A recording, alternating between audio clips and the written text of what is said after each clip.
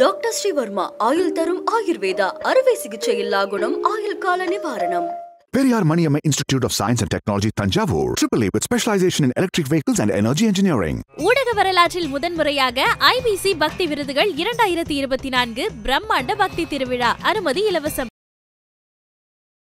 IBC Tamil நேயர்களுக்கு வணக்கம். இன்றைய நிகழ்ச்சியில் நம்மோடு இணைந்திருப்போர் மூத்த பத்திரிகையாளர் திருமணி. நிகழ்ச்சிக்குள்ள போகலாம் சார். வணக்கம். முதலமைச்சர் ஸ்டாலின் தலைமையிலான ஆட்சி அமைஞ்சு 4 வருஷம் முடிஞ்சிருக்கு. நாடு போற்றும் 4 ஆண்டு தொடரட்டும் பல்லாண்டு அப்படிங்கிற பேரில் அவங்க பொதுக்கூட்டங்களை நடத்த இருக்கிறாங்க. இந்த 4 வருஷம் ஆட்சி இன்னும் 1 வருஷத்தில் நம்ம தேர்தலை சந்திக்க இருக்கிறோம். இந்த 4 வருஷம் ஆட்சியினுடைய மதிப்பீடு என்னவா இருக்கும்னு நினைக்கிறீங்க? Well, it's mixed back Jailani. அது நல்லது கெட்டது ரெண்டுமே நடந்திருக்குது.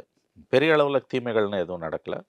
பெரிய அளவில் நன்மைகளும் கூட நான் அப்படியே தூக்கி கொண்டாடுற அளவுக்கான நன்மைகளும் கூட எதுவுமே நடக்கல. ஆவரேஜ் கவர்மெண்ட்டுன்னு தான் இதை நம்மளால் சொல்ல முடியும்.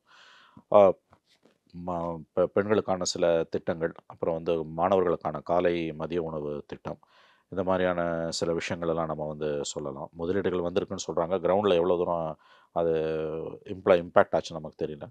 9% மேலே க்ரோத் இருக்குன்னு அவங்க சொல்கிறாங்க. இவையெல்லாம் புள்ளி விவர கணக்குகள். விசிபிளாக நம்ம பார்க்குறதுன்றது ஒரு க்ரோத் ஓரியன்ட் எக்கானமியை நோக்கி அவங்க நகர்த்த விரும்புகிறாங்க. இன்டென்ஷன்ஸ் ரொம்ப குட்டு, நோக்கங்கள் உயர்வானவை, நல்லது செய்யணும்னு தான் நினைக்கிறாங்கலாம் நமக்கு தெரியுது.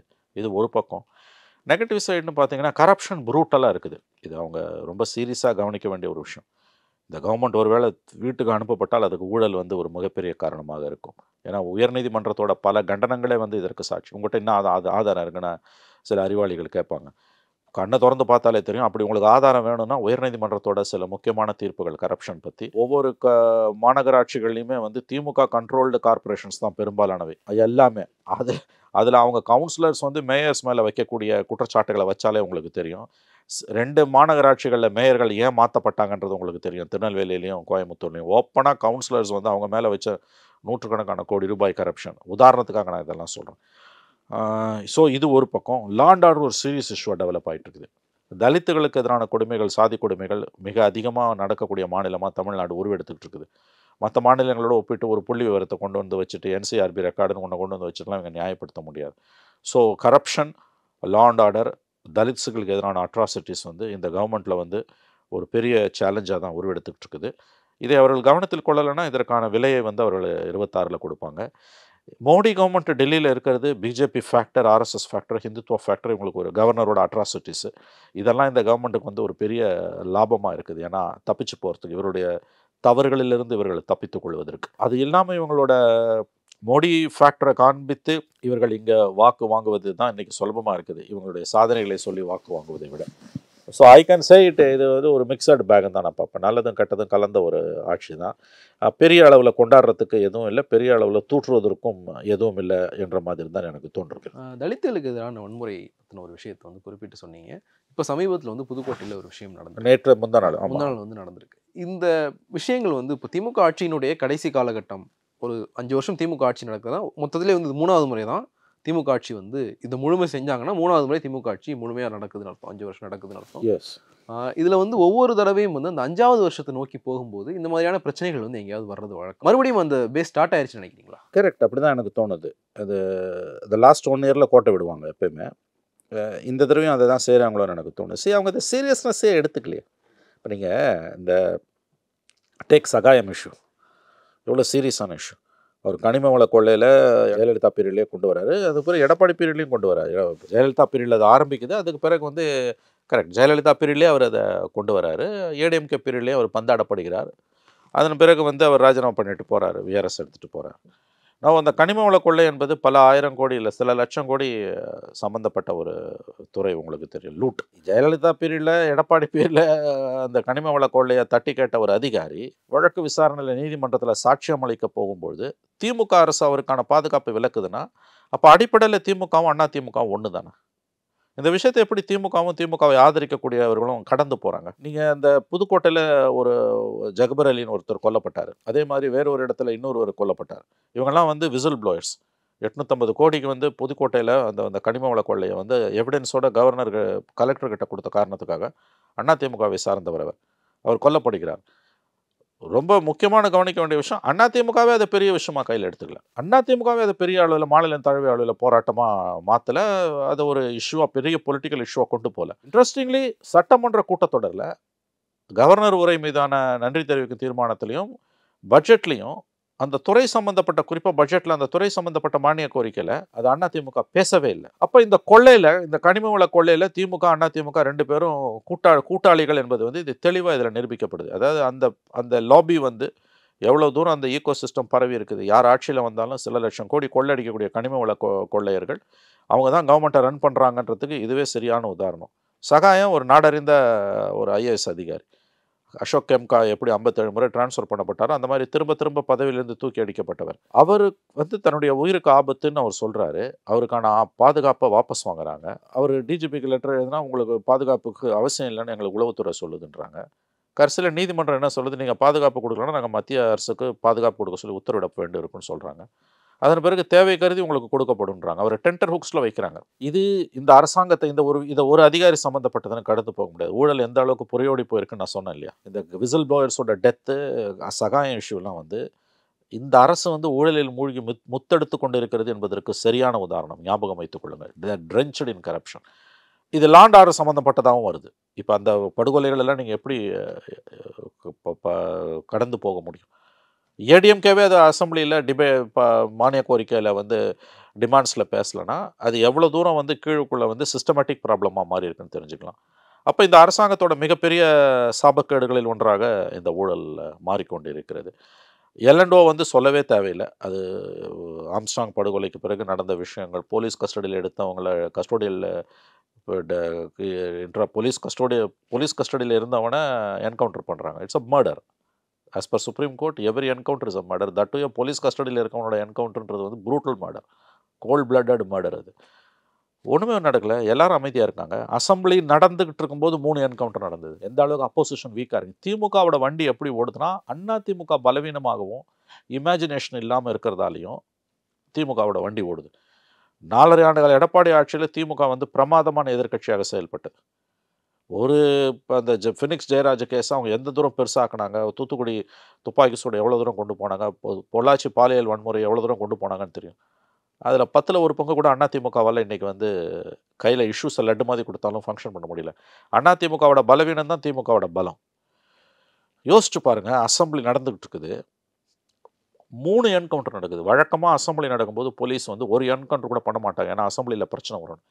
எதை பற்றியுமே கவலை இல்லாமல் 3 என்கவுண்டர் பண்ணுறாங்க. அதை விட கொடுமை, அசம்பிளி நடக்கும்போது 3 என்கவுண்டர் நடக்குது. ஒரு என்கவுண்டரை பற்றி கூட அப்போசிஷனால் அசம்பிளியில் ரைஸ் பண்ண முடியல. ஸோ இவ்வளோ பிரச்சனைகள் இங்கே இருக்கிறது காரணம் வந்து அட்மினிஸ்ட்ரேஷனில் இருக்கக்கூடிய சில ஃபண்டமெண்டல் ப்ராப்ளம்ஸு. அவங்க வண்டி நல்லா ஓடுது, ஏன்னா அவங்களுக்கு வந்து அதிமுகன்ற ஒரு கட்சி எதிர்கட்சியாக நாம்கி ஆவாஸ் இருக்கே ஒழிய அரசாங்கத்தோட குறைகளை சுட்டி காட்டுறதா இல்லை.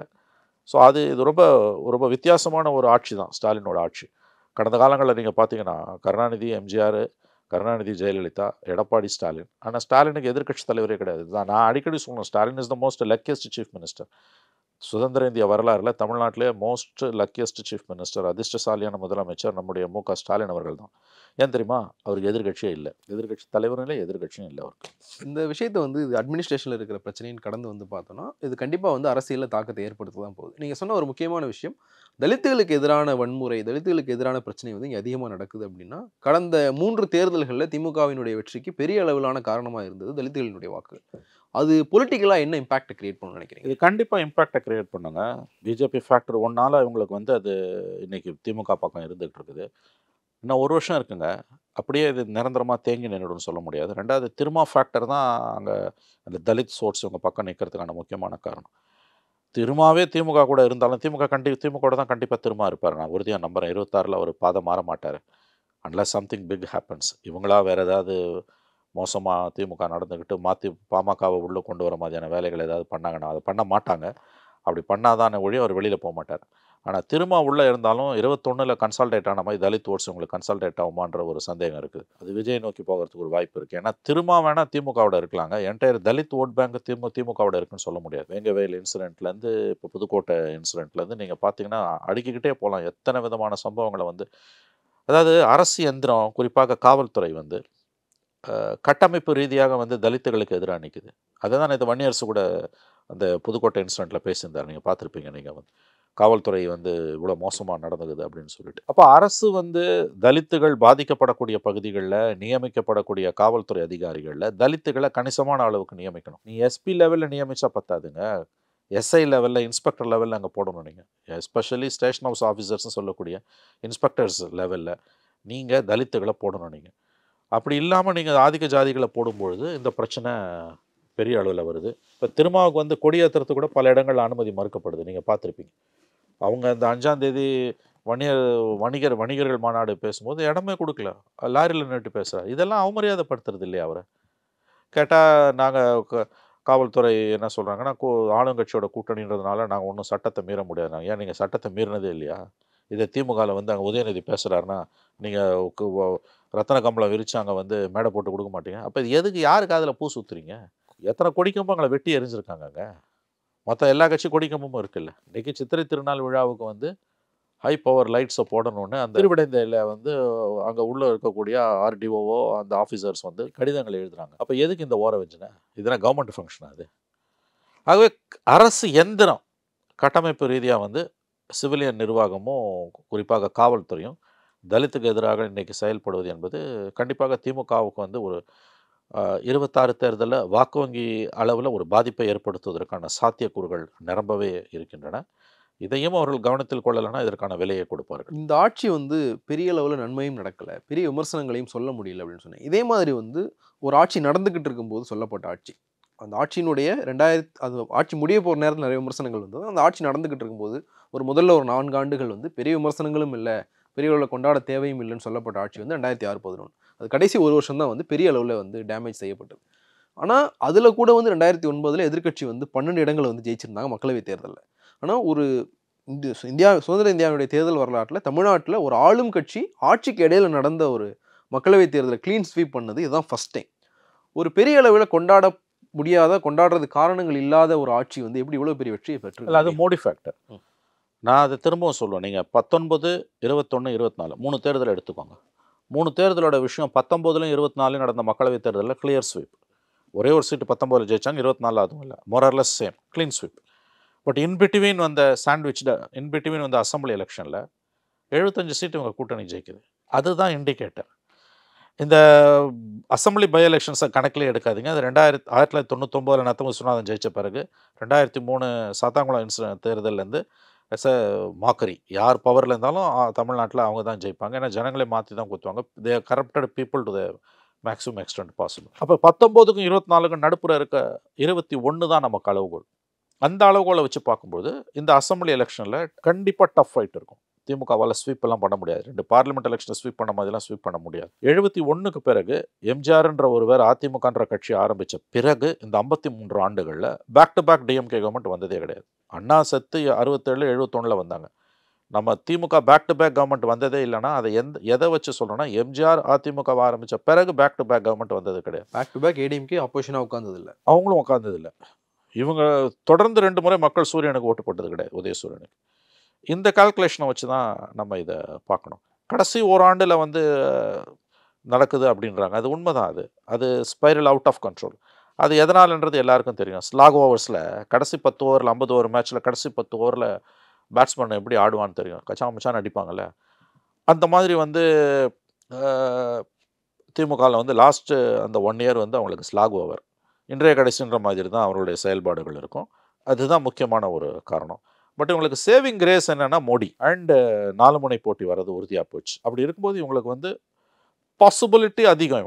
இவர்கள் ஆட்சியை தக்க வைத்துக்கொள்ள பாசிபிலிட்டிஸ் அதிகம். ஆஸ் ஆஃப் நோ இன்னைக்கு எலெக்ஷன் வந்து ஜெயிச்சிருவாங்க, அதிலெல்லாம் சந்தேகமே கிடையாது. பட் ஸ்டில் 1 இயர் இருக்குது. அதனால் வந்து I think you have to keep your fingers கிராஸ்டுவாங்க. அப்படி தான் நான் இதை பார்க்குறேன். இந்த ஸ்லாக் ஓவர்ஸில் 10 ஓவர் கடைசி ஓவர் அடித்து ஆடுறது வந்து அந்த பேட்ஸ்மேன்ஸ் வந்து யார்? திமுக சேர்ந்தவங்க இல்லை திமுக எதிர்நிலையில் இருக்கிறவங்களா? திமுககாரங்க தான். திமுக எதிர்நிலையில் இருக்கவங்க ஏன் செய்ய போகிறாங்க? ஸ்லாக் ஓவர்ன்றது யாருக்குங்க? பேட்டிங் டீமுக்கு. பேட்டிங் டீம் யார்? திமுக. உங்கள் கேள்வியே தப்பு. ஸ்லாக் ஓவரில் அடித்து ஆடுறாங்கன்னா அது பேட்டிங் டீமை சொல்கிறோம். The team which is batting, bowling டீமை சொல்லலை. பேட்டிங் டீமு திமுக. அப்போ திமுகன்னும் போது யாருன்னு நீங்கள் புரிஞ்சுக்கலாம். டாப் டு பாட்டம் வந்து ஸ்லாக் ஓவரில் எப்படி ஆடுறாங்கன்றது நமக்கு நல்லா தெரியும். ஆடுவாங்க, இந்த வருஷமும் ஆடுவாங்க. அதை நீங்கள் கண்கூட பார்க்க தான் போகிறீங்க. அதில் எந்த சந்தேகமும் வேணாம் உங்களுக்கு. 4 வருஷம் ஆட்சி முடிஞ்சதுக்கு பிறகு, ஏன்னா எப்போவுமே வந்து நமக்கு ஒரு சமிகைகள் வந்து தெரிய ஆரம்பித்தோம். ஒரு எல்லா திமுக கவர்மெண்ட்லேயுமே கடைசி ஒரு வருஷத்தில் வந்து சமிகைகள் தெரிய ஆரம்பிக்கும். எதிர்க்கட்சிகள் வந்து ஏதோ ஒரு இடத்துல கூட ஆரம்பிப்பாங்க, இல்லை திமுக கூட்டணியில் இருந்த கட்சிகளே வெளியில் போய் ஆப்போசிட்டில் வந்து சேர ஆரம்பிப்பாங்க. அப்படியான எந்த விஷயமே இங்கே நடக்காமல் இருக்கு இது வரைக்கும். மோடி ஃபேக்டருங்க, அதை புரிஞ்சுக்கோங்க நீங்கள். டிஎம்கே கூட்டணியோட வலுவாக இருக்கிறதுக்கு காரணம் சிமெண்டிங் ஃபேக்டர் மோடி ஃபேக்டர் தான். திமுகவும் அதன் தோழமை கட்சிகளும் தமிழ்நாட்டில் 38 மாவட்டமா, எவ்வளோ மாவட்டம்? 38. தமிழ்நாட்டில் 38 மாவட்டத்திலையும் திமுகவும் அதன் தோழமை கட்சிகளும் யாராவது ஒருவருக்கு கோவில் கட்ட வேண்டும் என்றால் அது நரேந்திர மோடிக்கு தான். ஏன்னா அவர் தான் இவங்களை சேர்த்து வைக்கக்கூடிய ஒரு சிமெண்டிங் ஃபோர்ஸாக இருக்கிறார். அதனால் கூட்டணியெல்லாம் பிரியாது. இப்போ விசிகெல்லாம் வந்து எந்த காரணத்தை கொண்டும் திரும்ப வெளில போக மாட்டார், எவ்வளோ வருத்தங்கள் இருந்தாலும். இடதுசாரிகள் அவங்களுக்கு ஐடியாலஜிக்கல் பொசிஷன், அவங்க போக மாட்டாங்க. காங்கிரஸுக்கு நேரெதிர் விரோதி பிஜேபி, அவங்களும் போக மாட்டாங்க. MDMK almost part and parcel of DMK, அவங்களும் போக மாட்டாங்க. மற்ற கட்சிகள்லாம் வந்து குட்டி கட்சிகள், லேட்டர்பேர்டு பார்ட்டிஸ். அதனால் இந்த அலையன்ஸ் வந்து இன்டாக்ட். அதனால் இதில் நீங்கள் சொல்லக்கூடிய அந்த 11th ஹவரில் வந்து லாஸ்ட்டு 1 இயரில் வந்து இங்கேருந்து அங்கே ஓடுறது, அங்கேருந்து அதெல்லாம் போகாது. திமுக கூட்டணியிலேருந்து யாரும் வெளியில் போக மாட்டாங்க, வாய்ப்பே கிடையாது. நான் உறுதியாக நம்புகிறேன், இன்க்ளூடிங் திரும்ப. இப்போ எதிர்க்கட்சிகளுக்கு வேறு என்னதான் வாய்ப்பு இருக்குன்னு நினைக்கிறீங்க இந்த கடைசி ஒரு வருஷத்தில்? அதிமுக பாஜக கூட்டணி அமைஞ்சிருக்கு, இன்னும் வந்து அந்த கூட்டணி பெருசாக ஜெல் ஆகலை. அவங்களே வந்து என்ன சொல்கிறாங்கன்னா, இந்த கூட்டணியால் மட்டும், அதிமுக பாஜகவால் மட்டும் திமுகவை தோற்கடிச்சிட முடியாது. 2 நாளைக்கு முன்னாடி அண்ணாமலை வந்து ஈரோட்டில் பேசியிருக்கிறார், அதிமுக பாஜக கூட்டணி திமுக தோற்கடிச்சிடும் நான் நம்பலை அப்படின்னு சொல்லிட்டு. ஸோ அவங்களுக்கே ஒரு நம்பிக்கையின்மை இருக்கும்போது திமுக இன்னும் ப்ளஸ்ஸாக தானே போகும். அண்ணாமலை சொல்கிறத நீங்கள் அளவுகளை எடுக்காதீங்க. அவர் வந்து தனிப்பட்ட முறையில் அஜெண்டாவுக்கு பேச ஆரம்பிச்சிருக்கார். நயினார் நாகேந்திரன், எடப்பாடி எல்லாம் சொல்கிறத தான் நீங்கள் ஃபேஸ் வேல்யூவில் எடுத்துக்கணும், உங்களுக்கு பிடிக்குதோ பிடிக்கலையோ. அண்ணாமலை வந்து இப்போ தெளிவாக அவருக்கு ஒரு அஜெண்டா இருக்குன்றத சொல்லிட்டார். அவர் வந்து இந்த கூட்டணி தோக்கடிக்கும் நான் நம்பலைன்னா அவர் டிஎம்கேவோட அண்டர் டீலிங்கில் இருக்காருன்னு தான் அர்த்தம். அதில் எந்த சந்தேகமும் உங்களுக்கு வேண்டாம். அண்ணாமலையோட சமீபகால நீங்கள் சொன்ன அந்த ப்ரெஸ் கான்ஃபரன்ஸ் அது அதிகமாக மீடியாவில் பேசப்படலை. ஆக்சுவலி பிஜேபியில் அதை எப்படி அலோவ் பண்ணுறாங்கன்னு தெரியல. நீங்கள் வழக்கமாக சொல்கிறதா சென்னையில் பேசுறதுக்கும் ஸ்ட்ரிங்கர் அனுப்புகிற விஷுவலுக்கும் வித்தியாசம். அவர் ஈரோட்டில் பேசினாரு, அதுதான் சொல்கிறேன். நீங்கள் இதே ப்ரெஸ் கான்ஃபரன்ஸ் அவர் சென்னையில் கொடுத்துருந்தாருன்னா அதுக்கு மரியாதை வேறு. ஏன்னா அவர் ரொம்ப முக்கியமான ஒரு பாயிண்ட்டை சொல்கிறாரு. பிஜேபியில் அப்படி ஒருத்தர் பேசுறதுன்றது சாதாரணமாக நடக்காது. ஸோ அண்ணாமலை மீது வைக்கப்படக்கூடிய குற்றச்சாட்டுகள், அவர் திமுக மந்திரிகளோட அண்டர் டீலிங்கில் இருக்காருன்ற வைக்கப்படக்கூடிய குற்றச்சாட்டுகள் எல்லாம் உண்மையோ என்ற ஐயப்பாடு இன்றைக்கி எல்லாருக்குமே எழ ஆரம்பித்திருக்கிறது.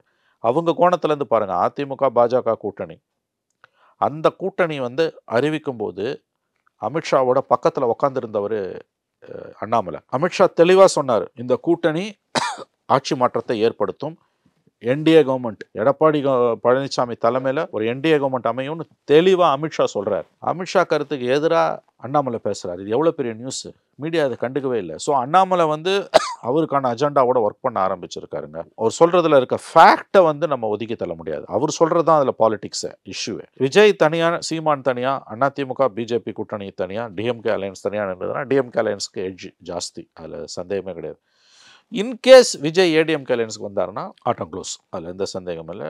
ரெஜிம் சேஞ்ச் வந்துடும், அதில் உங்களுக்கு மாற்று கருத்துக்கு இடம் வேண்டாம். பட் விஜய் வருவாரான்றதான் $1 மில்லியன் கொஸ்டின். வருவதற்கான வாய்ப்புகள் மிக மிக மிக மிக குறைவு. அவர் வருவதற்கு வாய்ப்புகள் கிடையாது. இந்த தேதிக்கு இந்த கவர்மெண்ட் இன்றைக்கி வந்து 4வது ஆண்டு, 7th of May, நம்ம 4வது ஆண்டு நிறைவு அன்னைக்கு பேசிக்கிட்டு இருக்கோம். இந்த தேதிக்கு எலெக்ஷன் வந்தோன்னா டிஎம்கே ஜெயிச்சிடும். இட்ஸ் அட்வான்டேஜ் டிஎம்கே தான் as of now. But as you said, கடந்த 2 முறையும் வந்து ஸ்லாக் ஓவர்ஸில் தான் அவங்க கோட்டை விட்டுருக்காங்க. இந்த முறை என்ன பண்ண போகிறாங்கன்றது அவங்களுக்கு வெளிச்சம். அதிமுகவை பற்றி பேசும்போதெல்லாம் நம்ம கடைசி ஒரு வருஷமாக இதை பற்றி நிறைய பேசியிருக்கிறோம். அதிமுக 2 முறை தொடர்ந்து வந்து எதிர்கட்சியாக உட்கார்ந்ததில்லை. அதிமுகனுடைய வரலாறு 2 எதிர்கட்சியாக உட்கார்ந்ததில்லை. ஸோ அதை கண்டினியூ பண்ண வேண்டிய கட்டாயம் வந்து எடப்பாடி பழனிசாமிக்கு இருக்குது. கடைசி தேர்தல் சந்தித்த கடைசி எல்லா தேர்தல்களையும் தோல்வி அடைஞ்சிருக்கு. 2024 மக்களவைத் தேர்தல் ஒரு மோசமான தோல்வி. 7 தொகுதிகள் வரைக்கும் வந்து டெபாசிட் போயிருக்கு. அதிமுகவுடைய ஸ்ட்ராங் ஹோல்டு எல்லாமே கையை விட்டு போயிருக்கு.